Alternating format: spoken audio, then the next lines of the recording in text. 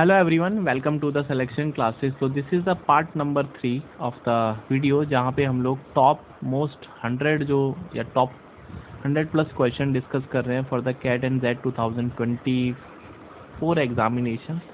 तो बाकी जो दो वीडियो हैं आप उसका लिंक आपको मिल जाएगा, you can go through the video. बाद में इनको कंपाइल कर देंगे तो सो दैट आप इसको वन शॉट में देख पाएंगे, ठीक है। तो यदि आप चैनल पे नए हैं तो you can connect with the Selection classes. So let us solve the question. So first question आपके स्क्रीन के ऊपर, ये बहुत प्यारा सा क्वेश्चन है। Ashok wrote consecutive natural numbers starting from 1, ठीक है, 1 2 3 up to n। We don't know कितने नंबर लिखे, कि नेचुरल नंबर लिखे हैं उसने, राइट। ये बोलता है कि one of his classmate came and erase 2 numbers consecutive even number. तो जो इवन नंबर्स होते हैं यू मस्ट नो वो 2m की फॉर्म का होगा और अगला कॉन्जिक्यूटिव 2m+2 का होगा। तो इसने इसको इरेज कर दिया। हाँ, सपोज वी हैव कंसीडर्ड के इरेज्ड नंबर है ये। Now it is saying the sum of the remaining number is, तो बाकी जो बचा है sum that is 3174। So it is saying the erased number can be, right. तो इस क्वेश्चन को करने का सबसे आसान तरीका है थोड़ा सा hit and trial and approximation, ठीक है। बाकी करेंगे तो आपको टाइम लगेगा। तो we know that sum of n natural number जो होता है, sum of n natural number, first n natural number, ये जो होता है वो n+1/2। यहाँ पे कैपिटल N स्मॉल n एक ही है, लिखने में थोड़ा इजी होता है स्मॉल n, ठीक है। तो ये होता है। अब ये बोलता है कि इसका जो सम है वो 3174 है आफ्टर डिलीट। दो नंबर हमने डिलीट या इरेज कर दिए हैं उसके बाद इतना, ठीक है। तो I can say n+1 equals to, मैं इसको 2 से मल्टीप्लाई कर देता हूँ, 834 राइट। इसका मतलब जो अभी यहाँ पे सम आ रहा है डिलीट करने के बाद, ये इरेज करने के बाद, वो 6348। तो जो एक्चुअल सम होगा आपका, वो एक्चुअल जो सम होगा वो एटलीस्ट इससे ज़्यादा होगा, ठीक है, इससे ज़्यादा होगा। Very nice. तो क्या क्या पॉसिबिलिटी है, ठीक है। तो आपको इस नंबर को देख के, 6348 को देख के बात समझ में आती है कि वी नो दैट 80 के आसपास के नंबर होंगे, क्योंकि 80 इंटू 80 कम से कम 64 होता है 100। तो ये नंबर 6300 समथिंग उतना ही आएगा, ठीक है। तो हमको क्या अजम्पशन करना है, तो मान लेते हैं एक नंबर अगर मैं 80 मानता हूँ तो अगला 81 हो जाएगा। तो दिस इज 086480। तो मतलब n की वैल्यू 80 लिखने पर आपका जो सम आएगा वो that is n into n+1 का जो सम आएगा वो 6480 आएगा। No problem in that. अगर मैं, क्योंकि हम लोग इससे एक्सीड कर गए, अगर मैं n की वैल्यू को अज्यूम करता हूँ, if I take n equals to 79, तो ये जो नंबर हो जाएंगे, I am writing on the next page, चलो नेक्स्ट पेज पे लिख लेते हैं, n इक्वल्स टू 79, राइट। तो n+1 कितना हो जाएगा, 79 इंटू 80, तो 0, 8 9 जा 72 एंड 8 7 जा 56 और 7 63। तो यहाँ पे n+1 की वैल्यू आ रही है 6320 और n+1 आ रहा था that is 64, that was coming out to be 6480 when n was 80 और यहाँ पे n की वैल्यू 79 हमने अज्यूम करी है। नाउ अगर मैं यहाँ पर डिफरेंस देखता हूँ, हाँ डिफरेंस, तो आई कैन से 6480 में से 6320 को माइनस करेंगे तो 60 और 160, एक मिनट, 6348 है ना, राइट। तो यहाँ पे जो नंबर आ रहा है डिफरेंस इन 79 और 80 पे, तो 160 आ रहा है, ठीक है। और अगर मैं 2 से डिवाइड भी करूँगा, क्योंकि सम तो 2 से डिवाइड होता है, तो 80 आ रहा है, ठीक है। बट हमको तो ये दे रखा है जो रिमेनिंग सम है उसको हमको दे रखा है, दैट इज रिमेनिंग सम आपको गिवन है क्वेश्चन में 6348। तो 6348, तो आई कैन से जो नंबर्स का एक्चुअल सम होगा वो इससे तो थोड़ा ज़्यादा ही होगा। तो अगर मैं इससे ज़्यादा जाता हूँ तो n की वैल्यू 79 तो सेटिस्फाई नहीं करेगी, क्योंकि अगर वो 79 है, डिलीट करने के बाद और भी सम कम आना चाहिए। तो आई कैन से कि आपके पास n की वैल्यू 80 है, तो अगर n की वैल्यू 80 इसको सेटिस्फाई कर रही है तो 6480 और 6348 तो ये बचेगा 32, 132। इसका मतलब जो सम ऑफ टू नंबर्स है, sum of two numbers that is 132 और ये हम 2 से डिवाइड भी करेंगे। Y so? बिकॉज हमने n+1/2 एक्चुअल नंबर है तो हम 2 से ऑलरेडी मल्टीप्लाई कर रहे हैं यहाँ पे, तो उसको 2 से डिवाइड करेंगे तो ये 66 आ जाएगा। तो देर आर 2 नंबर्स जो कि 66 का सम देते हैं, तो और वो इवन होने चाहिए, तो 32 और 34, so that is a possibility. So according to the option number 3 इसका राइट आंसर है। तो होपफुली ये समझ में आया होगा, बाकी आप और भी तरीके से करते तो थोड़ा सा क्लमजी हो जाता question.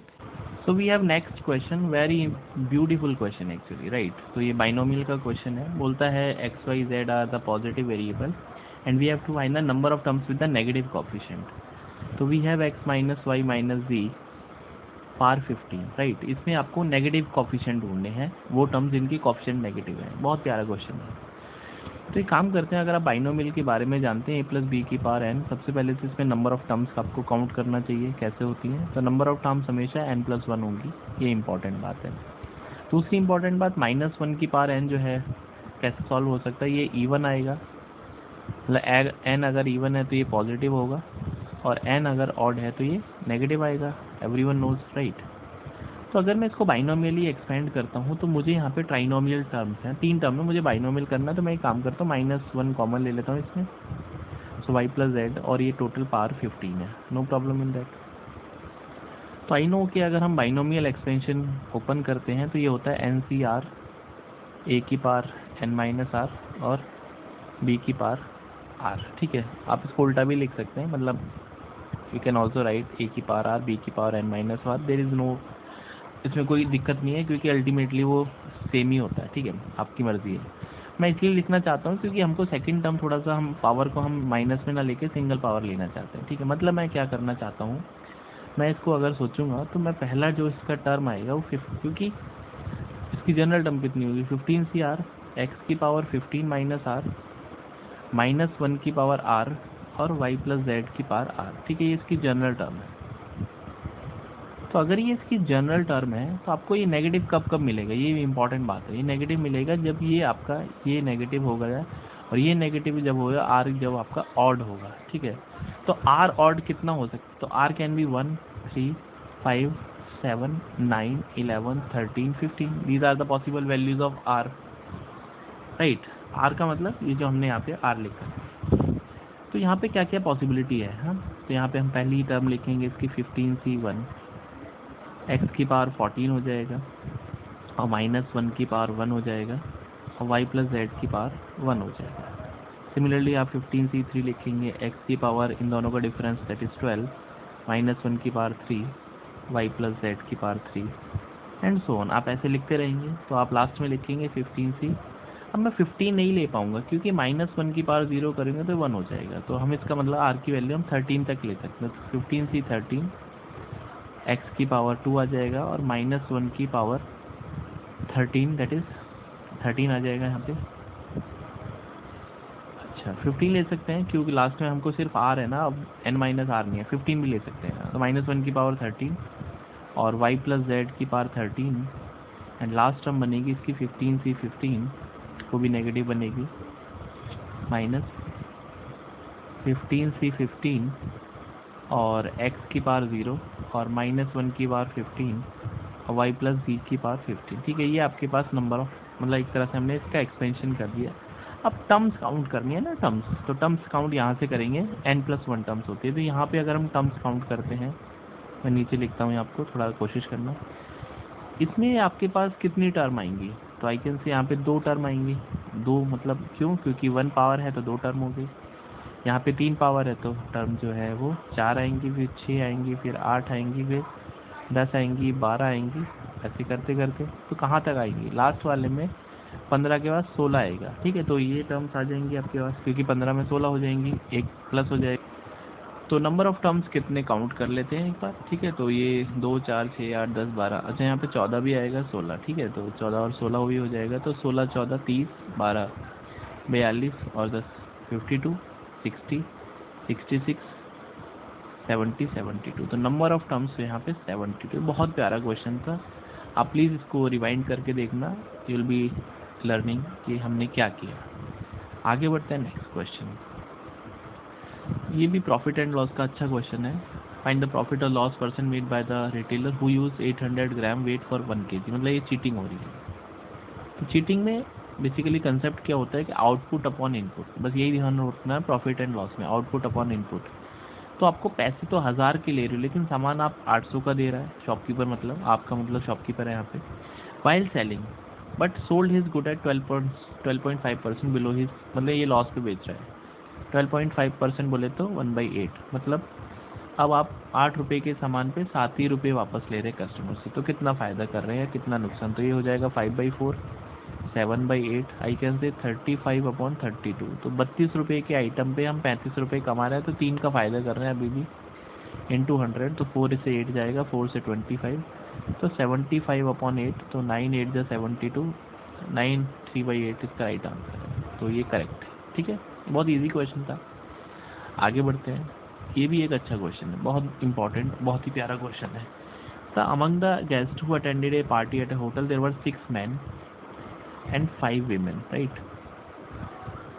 All the guests come to hotel with their umbrellas, no problem. On reaching the hotel, they deposited their umbrella at the property counter. After the party, all umbrellas were handed back to the guest, but guest received his or her own umbrella, but no guest actually, किसी ने भी अपना अपना umbrella नहीं मिला, तो exchange हो गए।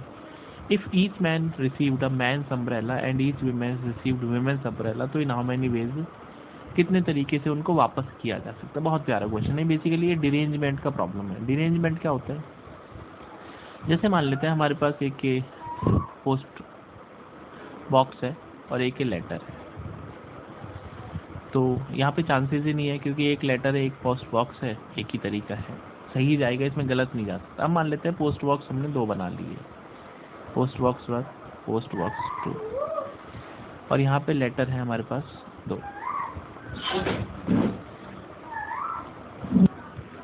लेटर 1 और लेटर 2। तो अगर हम इसको सोचेंगे कि सही डालने का एक ही तरीका है भाई, लेटर नंबर 1 जो है वो बॉक्स 1 में जाए और लेटर 2 बॉक्स 2 में जाए, तो this is the only way कि वो सही बॉक्स में पोस्ट हो सकते हैं। तो अगर क्वेश्चन मैं आपसे पूछता हूँ कि इसमें रॉन्ग जाने के क्या चांसेस हैं कि रॉन्ग पोस्ट हो जाएगा, तो there is only one way. कैसे? वो इसलिए है कि L1 को आप डाल दो, L1 को B2 में डाल दो और L2 को B1 में, तो इसलिए यहाँ पे डिरेंजमेंट 2 ऑब्जेक्ट के लिए डिरेंजमेंट एक तरीका होता है, ठीक है।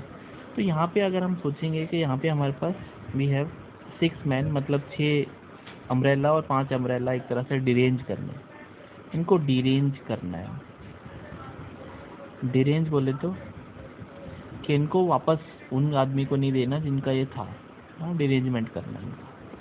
तो इसके लिए डायरेक्ट फॉर्मूला होता है, उस फॉर्मूले को समझ लेते हैं। डिरेंजमेंट जैसे अरेंजमेंट होता है ऐसे डिरेंजमेंट होता है, ठीक है। तो एन ऑब्जेक्ट्स के लिए फॉर्मूला क्या होता है उसको समझते हैं। डायरेक्ट फॉर्मूला आपको याद रखना है।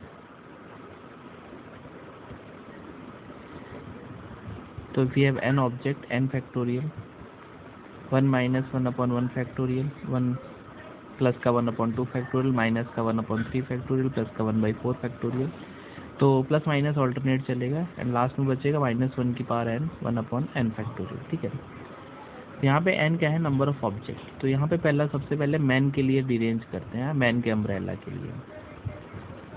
तो that would be 6 factorial, 1 - 1/1 factorial, plus का 1/2 फैक्टोरियल, माइनस का 1/3 फैक्टोरियल, प्लस का 1/4 फैक्टोरियल, माइनस का 1/5 फैक्टोरियल, प्लस का 1/6 फैक्टोरियल, ठीक है। तो ये 6 फैक्टोरियल एलसीएम आ जाएगा, ये 720।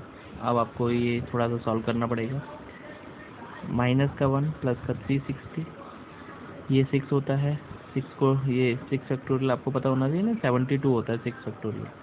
तो 6 से डिवाइड करेंगे 120 और प्लस का 30, माइनस का 6 और प्लस का 1 इंटू 6 फैक्टोरियल, ये कैंसिल आउट हो जाएगा। तो कितना वैल्यू आएगा उसको सॉल्व करने के बाद, तो 720, 360 प्लस का है, 30 प्लस का है और 1, तो ये हो जाएगा 1, 108, 111।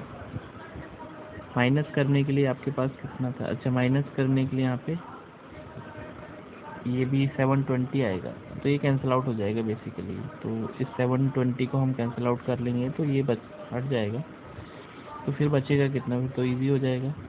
तो 360 आई हैव 360 प्लस का 360 30 और 1, तो 391 और माइनस है 120 और माइनस है 6, 126 माइनस, तो 5 और 38 265। ठीक है, तो 265 आपके पास डिरेंजमेंट आ गए मैन के अम्ब्रेला के लिए। वीमेन के लिए कितना आएगा, वीमेन के लिए 5 अम्ब्रेला है तो 5 factorial into 1 minus 1/1 factorial 1/2 factorial minus 1/3 factorial plus का 1/4 फैक्टोरियल माइनस 1/5 फैक्टोरियल। ठीक है, ये तो कैंसिल आउट हो जाएगा बेसिकली। तो 5 फैक्टोरियल, इनका एलसीएम भी 5 फैक्टोरियल आ जाएगा, तो ये बचेगा आपके पास 2 से डिवाइड करेंगे 5 फैक्टोरियल 60, माइनस का 3 से डिवाइड करेंगे दैट इज 6 होता है 60 को, तो 10 हो जाएगा और 120 डिवाइड बाई 6 20, तो 20 आ जाएगा। अगर मैं 24, ये 5 आ जाएगा और ये आपके पास 1 आ जाएगा, तो ये हो जाएगा आपके पास 65 माइनस 21 44, तो ये 44 वेज है। ठीक है, और ये 265 वेज हैं, तो total number of ways 2 independent है ना, तो मल्टीप्लाई कर देंगे इनको, तो 265 इंटू 44 वेज आ जाएंगे। तो ऑप्शन नंबर आपको 1 करेक्ट है, नहीं समथिंग रॉन्ग, 44 245 आएगा।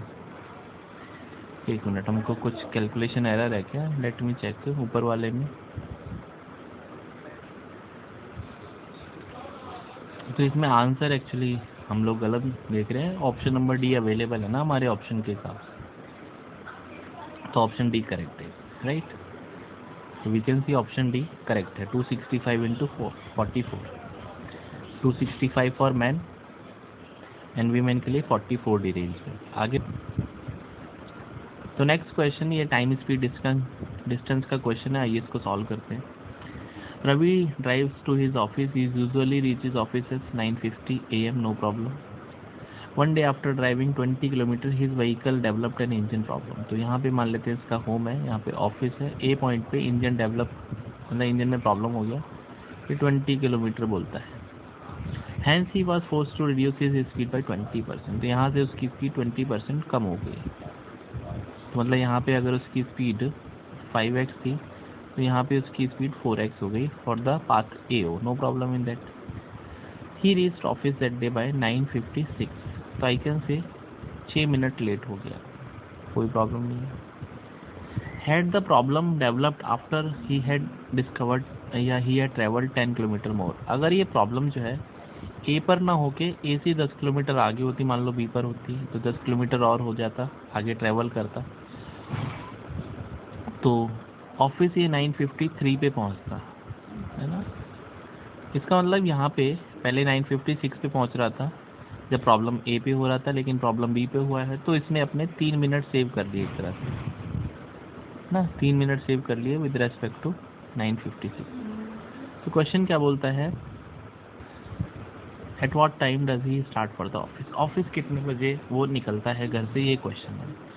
देखो ये बेसिकली ट्रेन हॉल्ट प्रॉब्लम है, उसी से सॉल्व करेंगे। तो आपको ये पता है कि यहाँ पे 5x से चल रहा है, ये 4x से चल रहा है, एंड सेम प्रॉब्लम अगर यहाँ पे होती तो यहाँ पर जो स्पीड होती वो 5x होती, उसके बाद फिर ये 4x हो जाती, नो प्रॉब्लम। तो आई कैन से कि 10 किलोमीटर का जो उसका पाथ था, ये सारा का सारा खेल उसी वजह से हुआ, उसने 3 किलोमीटर अपने मतलब 3 मिनट सेव कर लिए।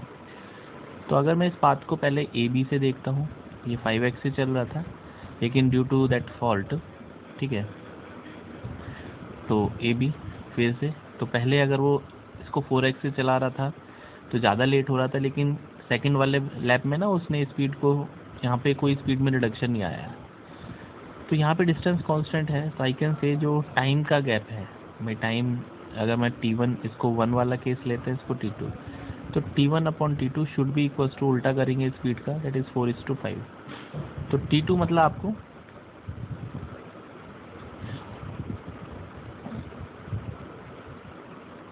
हाँ हाँ, तो पहले अगर मैं यहाँ पे देखेंगे स्पीड रेशियो, भाई इस वाले केस में ये फर्स्ट केस है और ये सेकंड केस है, तो स्पीड अगर हम फर्स्ट और सेकंड को देखेंगे तो स्पीड 1 और स्पीड 2 का जो रेशियो है 4:5 का है। तो टाइम 1 और टाइम 2 5:4 हो जाएगा। एक्चुअली मैंने उल्टा लिख दिया, टाइम 5:4। तो मेरे हिसाब से टाइम पहले उसको यहाँ पे 5 मिनट लग रहा था। क्यों? क्योंकि उसकी स्पीड कम थी। अभी 4 मिनट लगेंगे या 4 यूनिट लगेंगे, तो यहाँ पे सेव कितना हुआ? 1 मिनट उसने या 1 यूनिट सेव कर लिया। तो अगर उसने 1 यूनिट सेव कर लिया तो 1 गैप का मतलब 1 यूनिट हो गया। तो मेरे हिसाब से जो 1 यूनिट है उसने सेव कितना किया है? 3 मिनट सेव किया है। तो 1 यूनिट का मतलब 3 मिनट है। इसका मतलब जो T1 होगा वो 15 मिनट है और जो T2 है वो 12 मिनट है। इसका मतलब आप सोच के देखो कि ये जो डिस्टेंस है A to B सारा खेल इसी का था। तो 12 मिनट तब ट्रैवल करता है जब वो 5 के रफ्तार से चलता है। मतलब 12 मिनट लगते हैं उसको 10 किलोमीटर सॉल्व करने में विदाउट स्पीड फेल या विदाउट हॉल्ट या विदाउट प्रॉब्लम। ठीक है, 12 मिनट में सॉल्व कर प्रॉब्लम को, मतलब प्रॉब्लम क्या है? डिस्टेंस कवर अप कर लेता है। सो स्पीड कितनी आ जाएगी इसकी? तो स्पीड हो जाएगा भैया distance upon time, that is 12 minute है, 60 ऊपर चला जाएगा। सो 12 5 से तो 50 किलोमीटर पर आवर के हिसाब से वो चला रहा है। ठीक है, 50 kilometre per hour, no problem in that. तो अगर मुझे डिस्टेंस पता चल जाएगा तो मैं टाइम भी कैलकुलेट कर लेता हूँ। तो यहाँ पे एक चीज़ नोटिस करने वाली है। क्या बात है? देखो नोटिस करने वाली कि 10 किलोमीटर जब वो आगे चला है सेकंड वाले केस में, जब प्रॉब्लम आगे हुई है 10 किलोमीटर, तो उसके 3 मिनट बच गए ना इसके रेस्पेक्ट में। 9:50 से 9:56 पे जा रहा था, 3 मिनट। तो इसका मतलब अगर ये 10 किलोमीटर और आगे चल जाता तो प्रॉब्लम होती नहीं, या फिर वो टाइम पे पहुँच ही जाता। तो आई कैन से जो डिस्टेंस है इनके बीच में, ये बहुत ईजी ऑब्जर्वेशन था। तो होम और ऑफिस के बीच में जो डिस्टेंस है वो 40 किलोमीटर हो गया। 40 किलोमीटर हो गया। तो यहाँ पे टाइम कितना लगेगा ट्रैवल करने के लिए? ठीक है, टाइम निकाल देता हूँ मैं, देखो। सो टाइम होता है डिस्टेंस 40 किलोमीटर, स्पीड है 50, तो किलोमीटर पर आर है ना, तो ये 4/5 आर हो जाएगा। तो I can say 4/5 into 60, 48 minute. तो 48 मिनट उसको ट्रैवल करने में लगता है। तो आइडियली हम सोचेंगे 9:50 पे ऑफिस पहुँच रहा था और 48 मिनट लग रहे हैं, तो 9:02 पे वो ऑफिस के लिए निकलेगा। दैट इज़ ऑप्शन नंबर 1 इसका राइट है। तो होपफुली ये प्रोसेस आपको समझ में आए होंगे। 5 क्वेश्चन आपने एंजॉय करे होंगे। नेक्स्ट वीडियो में इसके आगे के 5 क्वेश्चन, या कोशिश करूँगा थोड़ा सा ज़्यादा क्वेश्चन लेके आऊँ, सो दैट हम चीज़ों को जल्दी कवर अप कर पाएँ। तो you can connect with the classes. Bye, take care.